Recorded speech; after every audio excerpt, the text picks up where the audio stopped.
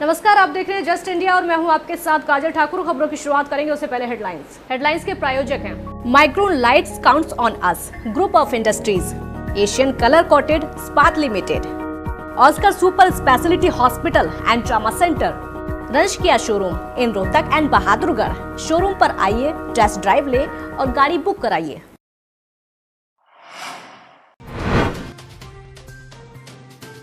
56,000 के पार पहुंचा कोरोना पीड़ितों का आंकड़ा। कोरोना ने 1,800 से ज्यादा लोगों की ली जान। हरियाणा में 600 के करीब कोरोना संक्रमित लोग।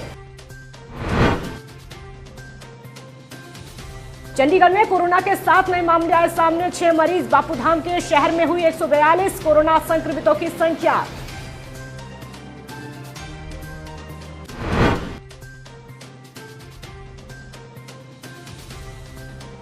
जींद के घासोकला गांव में कोरोना का कहर। एक ही परिवार के 4 लोग पाए गए कोरोना पॉजिटिव। स्वास्थ्य विभाग ने सभी को किया क्वारंटाइन।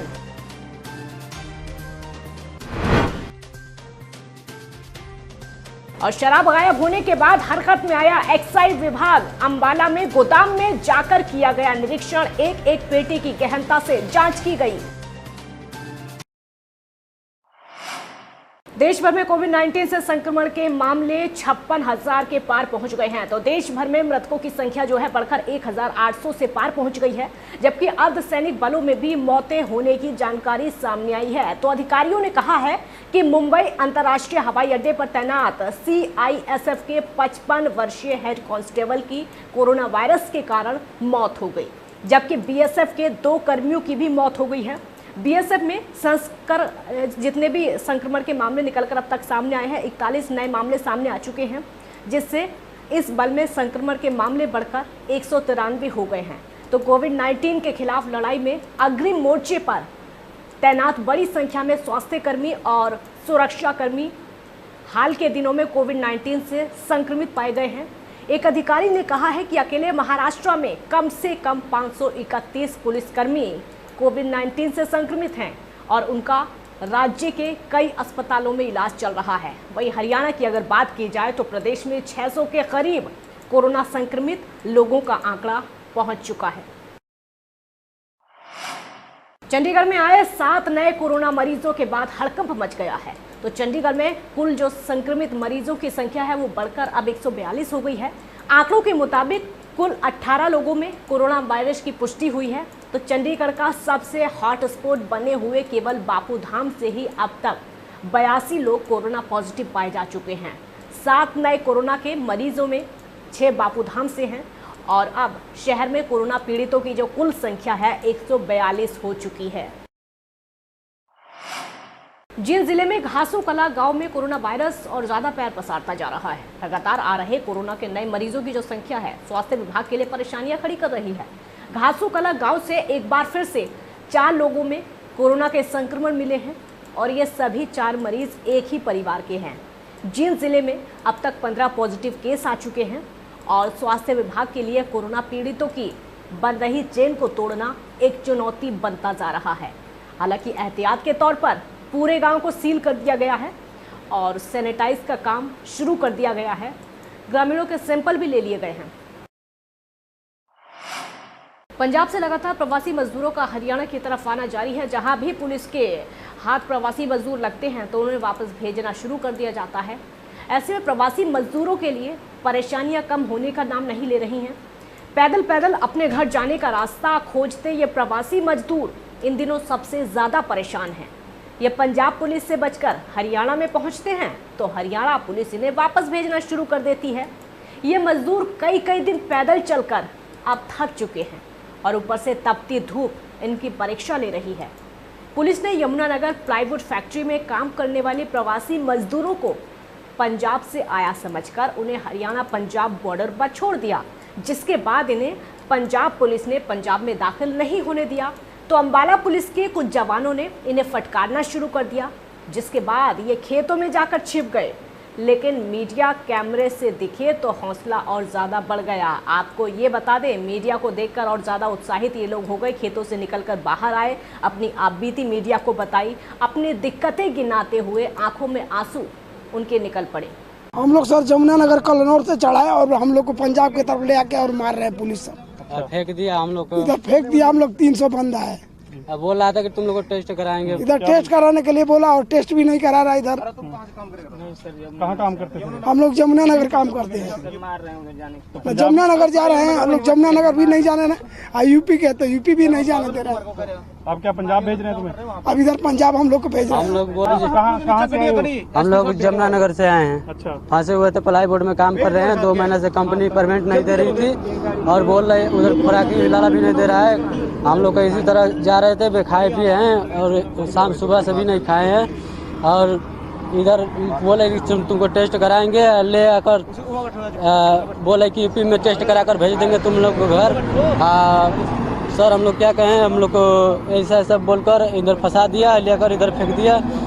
यमुनानगर से आए हैं ये और 2-3 गाड़ियों में आई यमुनानगर से। तो यहाँ अगर पता लगा भी इसमें कुछ जो लेबर है वो यमुनानगर फैक्ट्रियों में काम करने वाली है, तो उनको वापस गाड़ी में यमुनानगर भिजवा दिया गया है। और कुछ लेबर इसमें लुधियाना वगैरह पंजाब से है, तो उनका देख रहे हैं गाड़ियों में अरेंज करके उनको वापस भिजवा। इनको पंजाब बॉर्डर ही पार करवाएंगे। ये तो पैदल खेतों से होके कोई जैसे पंजाब से निकले आते हैं, ये चोरी रास्तों से, मेन रास्ते से नहीं आ रहे। सोनीपत के गोदाम से शराब गायब होने के मामले के बाद सरकार ने सख्ती और ज्यादा बढ़ा दी है। ऐसे में प्रदेश के अन्य जिलों में शराब की कालाबाजारी ना हुई हो, इसकी जांच के लिए एक्साइज विभाग ने कमर कस ली है। इसी कड़ी में एक्साइज विभाग ने DRO और पुलिस की मौजूदगी में अंबाला में स्थित शराब के गोदामों का औचक निरीक्षण किया है। शराब के गोदाम में शराब का स्टॉक चेक करने पहुंची टीमों ने गहनता से शराब की एक एक पेटी की गिनती की। हालांकि इन गोदामों को पहले से ही सील किया गया था, लेकिन सोनीपत के मामले के बाद एक्साइज विभाग ने गोदाम को ही सील करके उनको खोला, गोदामों में रखी शराब का स्टॉक चेक किया। इस औचक चेकिंग में शराब के 3 गोदामों को चेक किया गया और फिलहाल गोदाम में कोई अनियमितता नहीं पाई गई। आज 7 मई को हमने अंबाला के जो L1 लाइसेंस होल्डर्स हैं उनके गोडाउन्स का औचक निरीक्षण किया है। आदेश कल CM साहब ने VC में कहा था कि इन गोडाउन का जो स्टॉक है उसको चेक किया जाए। तो अभी तक हमने 2 गोडाउन L1 वाले चेक किए हैं अंबाला में। तो जो इनके पास स्टॉक था और जो सीलिंग के टाइम में स्टॉक था लगभग मिल रहा है। हमें अभी तक कोई इरेगुलरिटी नहीं मिली है। आज सारे गोडाउन्स पे सरप्राइज चेकिंग की जा रही है, जिसमें अपना DC अंबाला के नॉमिनी है, अपना DSP साहब की तरफ से SHO कंसर्न आए हुए हैं और एक्साइज विभाग टीम है। और अभी तक हम 2 L1 अपने चेक कर चुके हैं, सन्नी वाइन का और शौकीन का, जिनमें जो स्टॉक है वो पिछला जो स्टॉक हमने लिया होता है at the time of ceiling उससे ऑलमोस्ट बराबर ही है। कोई 19-21 होगा तो अभी रिपोर्ट फाइनल की जा रही है, तो जो भी रिपोर्ट होगी DC साहब को भिजवा दी जाएगी। लॉकडाउन 3 में बेशक की सरकार ने थोड़ी सी राहत दे दी हो, लेकिन प्रशासन द्वारा अभी भी पूरी सख्ती की जा रही है। गोला चीका में लॉकडाउन का नियम तोड़ने वालों पर प्रशासन ने डंडा चलाना शुरू कर दिया है और 15 लोगों का चालान भी काट दिया है। तो वहीं बाजार में दुकान पर भीड़ और ज़्यादा सोशल डिस्टेंसिंग की धज्जियां उड़ाने लगी है। आपको ये बता दें कि पुलिस और नगर पालिका अधिकारियों ने 15 दुकानदारों को नोटिस जारी कर दिया है और एक दुकान को सील कर दिया है। साथ ही बाजार में वाहनों की एंट्री पर पूरी तरीके से रोक लगा दी है। जो नगर पालिका से SDM मैडम ने हमने सब ने ड्यूटी मजिस्ट्रेट ने मिलकर बैरिकेडिंग करवाई गई है। मंडी की छोटी मंडी जहाँ पर चून की दुकानें हैं, तो जो पार्किंग व्हीकल खड़े नहीं करें, उल्लंघन करें, विदाउट मास्क जो आ रहे हैं आज चलान भी करें। और नगर पालिका द्वारा आज नोटिस भी दिए गए 15 दुकानों को, कल एक दुकान सील भी की गई है। और बाकी जो उल्लंघन करेंगे लॉकडाउन का जो सिस्टम बनाया गया उसकी उल्लंघना करेंगे, उनके खिलाफ कार्रवाई करेंगे। चलान भी कर रहे हैं, उनको नोटिस भी दे रहे हैं। भवानीखेड़ा अनाज मंडी में फसलों का उठान समय पर नहीं होने से आढ़तियों में आक्रोश बना हुआ है, जिसको लेकर प्रशासनिक अधिकारियों पर समस्याओं की सुनवाई नहीं करने पर आरोप भी लगाया है। और आपको ये बता दें कि अनदेखी के आरोप भी लगाए गए हैं। आढ़तियों का कहना है कि ट्रांसपोर्ट के ठेकेदारों द्वारा की जा रही मनमानी के कारण अनाज मंडियों में फसलों का समय से उठान नहीं हो पा रहा है, जिसके कारण आढ़तियों को फसलों में नुकसान सहन करना पड़ रहा है। कुछ दिन पहले हुई बारिश से भी उनको नुकसान का सामना करना पड़ा था। उनकी समस्याओं का जायजा लेने कुछ दिन पहले विभागीय तहसीलदार और एसडीएम भी मौके पर आए थे। इस दौरान उन्होंने आढ़तियों की समस्याओं का समाधान करने का आश्वासन भी दिया था, लेकिन इसके बावजूद भी अनाज मंडी में ये समस्या ज्यों की त्यों बनी हुई है। उनकी इस समस्या का कोई समाधान नहीं हुआ। इस दौरान आढ़तियों ने प्रशासन से समस्याओं का समाधान करने की भी मांग की है, जिससे कि उन्हें फसलों का नुकसान ना हो सके। समस्या यह बनी हुई है, अनाज मंडी में न तो कोई ठेकेदार के गाड़ियां हैं और न कोई उठान है, लेबर की तकड़ी समस्या है और डबल किराया भर के आढ़तियों को गोदाम में गाड़ियां भेजनी पड़ती हैं। यहाँ बुआनी खेड़े में 2.5 रुपये ठेकेदार के किराया लगता, जबकि आढ़ती भाई उसको 4 रुपये 4.5 रुपये गाड़ी वालों को देख के जब उठान करवाना पड़ता है और 3-3 दिन 4-4 दिन गाड़ियाँ कोई खाली नहीं होती। आढ़ती इतने परेशान हो चुके हैं।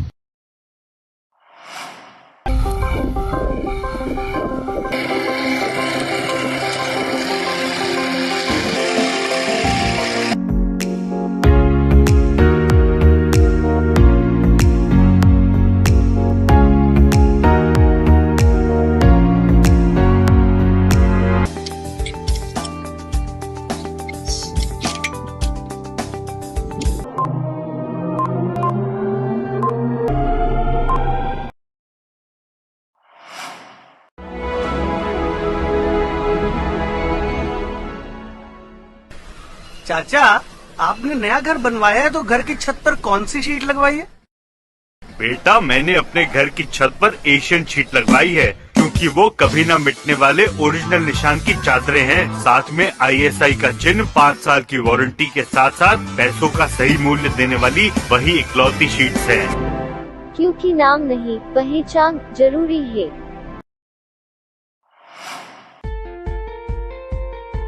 Be Fast Fit, India's fastest growing fitness chain, now at Rohtak D Park and biggest fitness club. Services like cardio, full strength and free weight stations, CrossFit, group classes, aerobics, yoga, Tabata training, high intensity training with professional trainers, steam bath and sauna bath. Be Fast Fit, be the best of yourself. Right to addition reserved.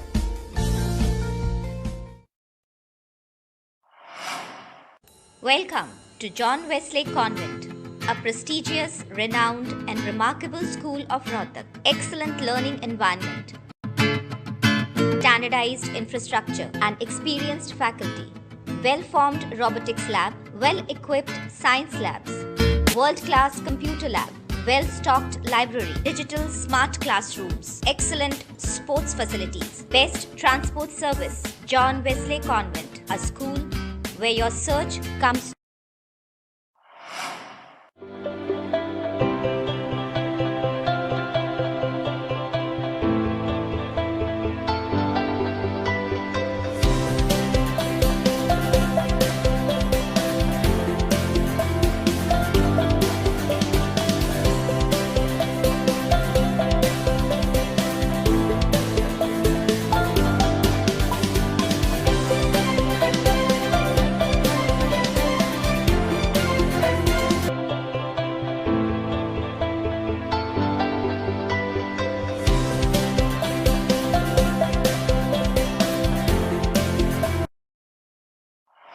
खबरों में फिलहाल इतना ही। देखते रहिए just India. नमस्कार।